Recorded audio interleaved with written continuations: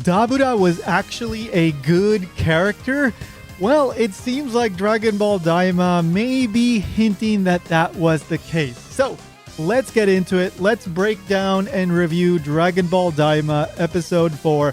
My name is Tony, and I love to break down anime, especially Dragon Ball. So if you're into that kind of thing, make sure to subscribe, like, and leave me a comment. Help me grow the channel.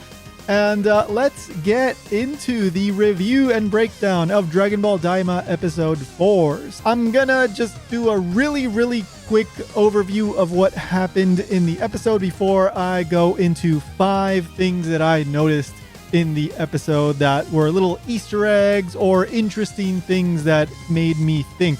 So this was a really simple episode, but nothing wrong with that. It was an adventure episode, so they got their airship stolen, Glorio, Kaioshin, or I'm just going to call him Shin, and Goku, and so they had to start walking. Any good adventure has some good walking, right? Lord of the Rings. That one was all about the walking. So they start walking, and then they encounter this monster that comes out of the Sea of Darkness. Goku and Glorio have some fighting scenes. Gurorio, I don't know, Glorio, I guess in English. Glorio shows off that he's actually pretty strong, and he defeats that first monster. Then another kind of monster character comes out, and Goku takes care of him very easily, and Glorio's impressed that he was able to detect him via ki, because Glorio is not aware of ki. Then we go on, they keep walking, they end up at this little shop, and Goku eats lizard. Lizard, apparently. So this is kind of, I guess, a little reference to the OG Dragon Ball back when Goku used to eat like just giant like fish, and I think there was like a centipede at one point, and yeah, he used to eat all these crazy like huge animals. So, you know, him eating lizard is nothing strange. He was really digging that, and then he had this herb juice. Meanwhile, Glorio is talking to one of the shop owners looking for an airship, and there's no airship there, but he manages to find another means of transportation, these flying seed things that we'll get into in just a moment. I will say one thing here, that the currency of the demon realm appears to be, well, it is dokuro instead of zeni on Earth, right? The currency is dokuro. And dokuro actually means like skull, so that's interesting. I guess in the demon, I don't know, they're not actual skulls, I assume, but that's the name of the currency, skulls, dokuro. But anyway, it ends up being that they have to travel via this flying seed thing that they can't control. It's pretty funny. I enjoyed that. And they have to kind of bail off of the seed before it crash lands. And then they end up in a town where they have to, they see that there's these like military police that are very mean, and under the orders of King Goma, they're collecting money, 3 gold coins, and if you can't pay up, you end up having to forfeit 3 years of your life for each coin. And then this masked inhabitant of the demon realm shows up, tries to kind of be this vigilante type character, but things don't go well, so Goku steps in to save the day. Awesome action scene with using the Nyoibo and all that. So that was a very nice action scene. We're getting some nice fights, you know, pretty much every episode, so that's great. And then they end up running away, and we get the big tease. This character named Panji, turns out to be the one with the mask, right? That she's been shown before, I guess in promotional stuff. Again, as I've said in I think every breakdown, I haven't been looking into any information for Daima. I wanted to go into this totally unspoiled, but I heard that she was being teased before Daima started. So anyway, Panji, apparently she wears this mask as a vigilante, but she's a female like demon character. And by the way, Pansy is of course a flower, and this demon realm uses a lot of like flower names or plant names. This whole plant motif keeps reoccurring. So that's basically what happened. Pretty straightforward, fun adventure type episode. Very OG Dragon Ball, but also very Dragon Ball GT, and I'll get into that. So here's 5 interesting things that I noticed in this episode. Number one, we're going to get a new type of fusion. So in that scene where they're in that shop after Goku finishes eating and Glorio finds the new way of transportation, those flying seed things, there's a little sequence where Goku is like looking at these insects, right? And he's wondering like, what are these? And it turns out basically like one is a type of insect that acts like a senzu bean. It's called a fukatsu mushi. Fukatsu means like a revive or to come back or revive. I think that's the best translation. And then we had another type of insect which was called a kutsuki mushi. Kutsuki mushi is actually a real term in Japanese. It's used to refer to those little prickly things that when you walk through like a wooded area or like a grassy area, you get those little prickly things that get stuck to your pants and socks. Those are called kutsuki mushi. Also, kutsuki mushi is it's a word kind of used by perhaps a romantic partner to describe when they're like very kind of clingy and it's kind of a cute term, I guess. So they're kind of, always cuddling and hugging. I've heard that used before in that context as well. But anyway, in this context, it's this bug that you eat that will allow you to fuse with someone for a temporary amount of time and boost your power. So yeah, fusion. We've seen it with the Potara fusion and the other fusion. What's it called? I forgot. The dancing fusion. Fusion. Anyway. So we've got these two types of fusion, right? Now we've got a new one. So are we going to see maybe it already happened because I know I'm really behind on these breakdowns. I haven't seen what happens in like beyond the episode that I'm breaking down right now. I'm doing this one at a time, but I'm just speculating at this point. Are we going to see a fusion with Goku and Kaioshin? So his name is Nahare, right? His actual name. So like Kakahare or something, or Naharoto or Glorio and Goku. So that would be like Gurororoto. I like that one, Gurororoto. Or maybe when Vegeta comes in, because he's gonna come in. I want to see what's going on with Vegeta, right? Like he's gonna show up, right? So maybe they're gonna do a new fusion, but then I don't know what the heck his name would be, right? Like Vegiroto, right? We haven't seen that combination. Or Vegiku. But we're going to see some kind of fusion, right? This is Chekhov's gun. Like, you don't put a gun in the story unless you're actually going to use it. You don't put a Kutsuki Mushi, a fusion, a clingy bug, a fusion bug, unless you're actually going to use it. So, I don't know. We're going to see what it is. Hopefully, it's a great design and we're all going to love it. But we don't know yet. Looking forward to it. Number 2. The new set of Dragon Balls are kind of the original Dragon Balls, so this is kind of unclear, and of course, canonicity in Dragon Ball is always vague. Anything outside of the original manga is either not canon or confusing, like extremely confusing. Just for example, Dragon Ball Super, right? We've got two continuities with Dragon Ball Super, what happens in the manga and what happens in the anime. They are not consistent with each other, right? They are like the main plot points are pretty much the same, right? But a lot of the little things that happen throughout the way are completely different. So it's impossible to say exactly what is canon. But let's just say, for example, if the general events in Super are the case, right? Wasn't it basically implied that the Super Dragon Balls were like the original Dragon Balls, and then the other Dragon Balls are somehow like taken from the Super Dragon Balls, right? They're kind of like shards or whatever. But Glorio in this episode 4 of Dragon Ball DAIMA, very much implies that like these are like the original Dragon Balls, or like they are at the very least predecessors to the Earth Dragon Balls.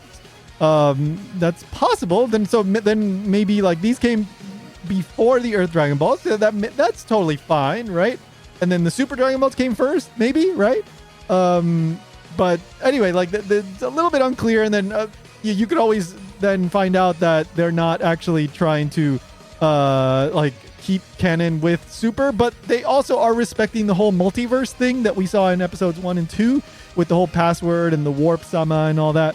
So they are taking stuff from Super. So, okay, it's a little bit unclear, but for now, I'm just going to assume that the Super Dragon Balls are still the original ones, but the Demon Dragon Balls are like more powerful and or predecessors to the Earth Dragon Balls.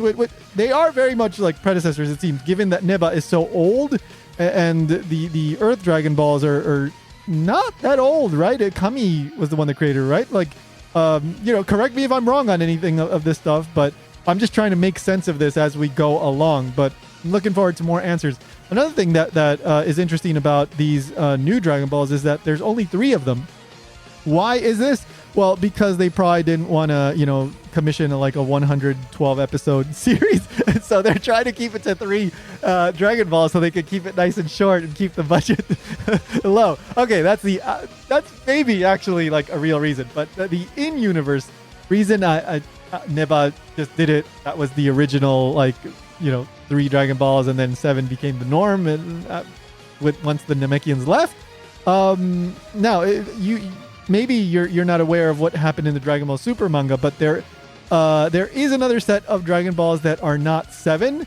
These are the Cerulean, Shiririan, I think in Japanese, the Dragon Balls. There's only 2 of them. Now, I haven't read that part of the Dragon Ball Super manga. I actually never read the manga. I just watched the anime. So I don't know all the details. I just know kind of the general details. But there's 2 of them. So this is not the first time that we've gotten a set of Dragon Balls that are not 7. So interesting, but I'm looking forward to finding out more. Number 3, Dragon Ball DAIMA is copying Dragon Ball GT. So I mentioned this in my previous episode breakdown, episode 3.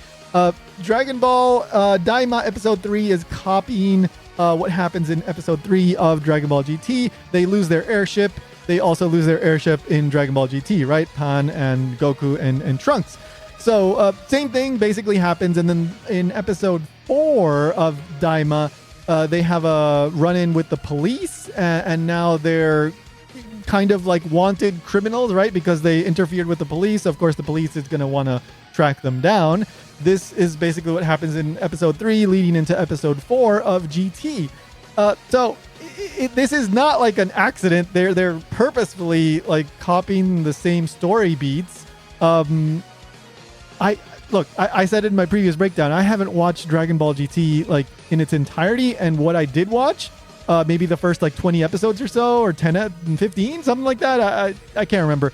I did it over 20 years ago, so I can't remember all the details. I had to look this stuff up. So for me, I didn't catch this immediately. I had to look this up. What about for you? If Dragon Ball GT is fresher in your memory, are you enjoying this, or are you going this is just a carbon copy? This is horrible. They shouldn't be just copying it. I'm not sure how to feel about this because most of GT is just completely out of my mind. I should go back and properly watch it, but I just haven't. So, but let me know if you've properly watched GT. It's fresh in your mind. Let me know what you think. Of course, things are going to change eventually, but if things keep going the way that they went in Dragon Ball GT, then in the next episode, we should see Goku turn Super Saiyan, because that happens in episode 5 of Dragon Ball GT. So after that, I don't know. We'll see what happens. Hopefully Vegeta shows up soon. I know he will show up soon, but hopefully that happens by episode 6 or so. I guess that should be enough time for Bulma to finish repairing the spaceship, right? I'm very curious to see what happens with Vegeta and Piccolo or whoever comes in that spaceship, and I want to see that part of the story as well. But anyway, yeah, this is very heavily referring to Dragon Ball GT. It's like they're just trying to redo it, but better.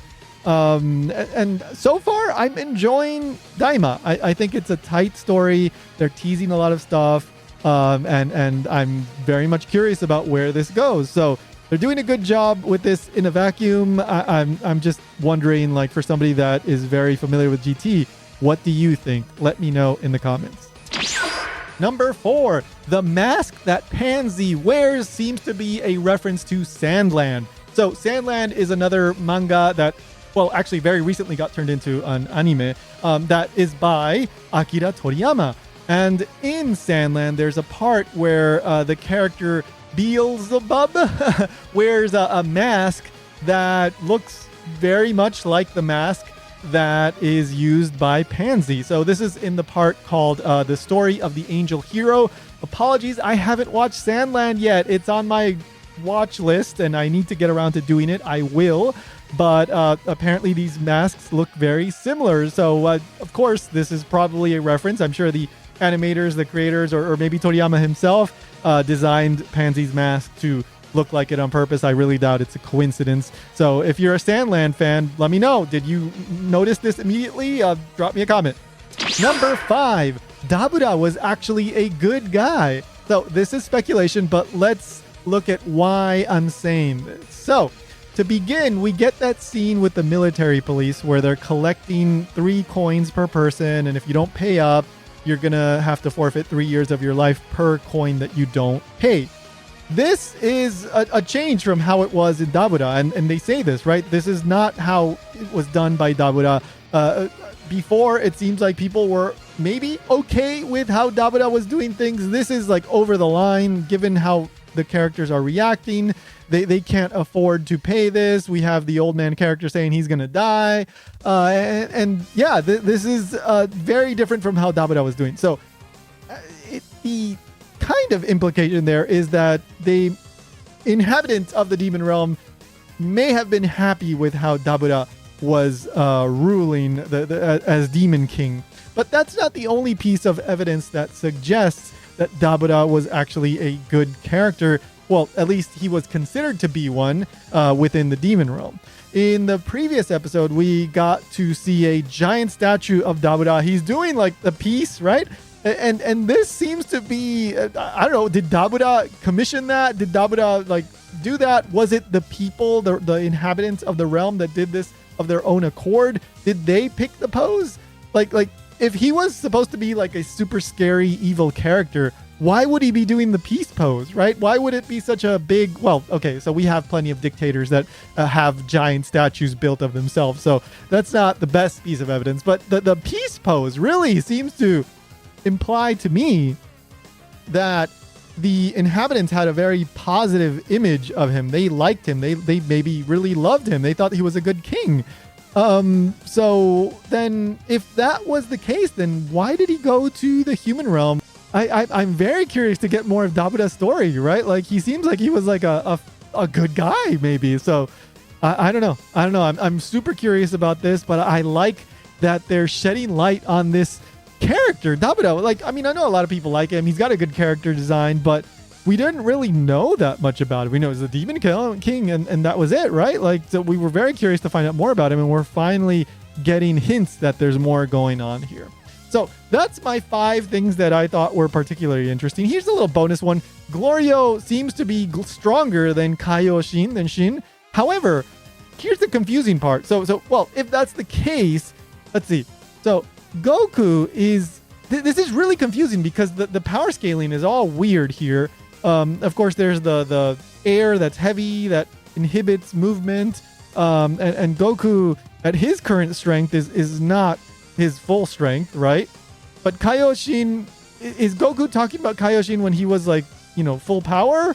Yeah, but I don't know. This is kind of confusing to me. But if this is the case, then, well, he's stronger than Kaioshin, but he's weaker than Dabura. So he's actually quite strong. Well, Glorio is, right? But exactly how strong he is, I don't know. And then we don't know exactly how strong Goku is in his current form. He's significantly weaker than as an adult and all that, or at the very least, he's not able to harness his full power because he's not used to his child body. So it's a little confusing, but the point is that Glorio, especially given where Goku is at the moment, is very strong. That is what that statement establishes. And then on top of that, it seems like Glorio, or the King Kaden, right? Kaden, yeah, King Kaden, the king of the demon realm, may have called Goku in an effort to use him in order to collect the Dragon Balls. That seems to be what is vaguely being hinted at. So what are their motives for collecting the Dragon Balls and defeating the Tamagami, the ball gods? Seems like it may not be something good. Otherwise, why would they choose to try to trick Goku and Kaioshin, right, into doing this? So the plot seems to be thickening, and we'll see what happens in the coming episodes with Glorio and how that all develops.